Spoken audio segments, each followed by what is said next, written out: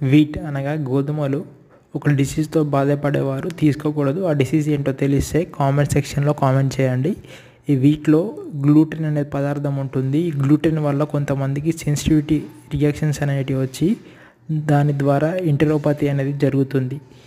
So coeliac డిసీజ్తో బాధపడేవారు ఈ gluten mediated sensitivity అనేది జరుగుతుంది కాబట్టి వారు ఈ వీట్ అనేది తీసుకోకూడదు, గోధుమలు తీసుకోకూడదు.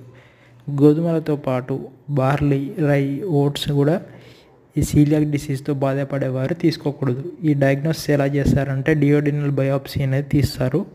ఇంకా ఆటో యాంటీబాడీస్ అనేవి యాంటీగ్లైడిన్, యాంటీ టీటీజీ, యాంటీ ఎండోమైసిల్ యాంటీబాడీస్ అనేది ఎలివేట్ అవుతాయి. దీనివల్ల మనకు డెర్మటైటిస్ హెర్పెటిఫామ్ కూడా వచ్చే రిస్క్ ఉంటుంది. దీనివల్ల మనకు లింఫోమా కూడా ఎంట్రోసైట్ అసోసియేటెడ్ టీ సెల్ లింఫోమా కూడా వచ్చే అవకాశం అనేది ఉంటుంది.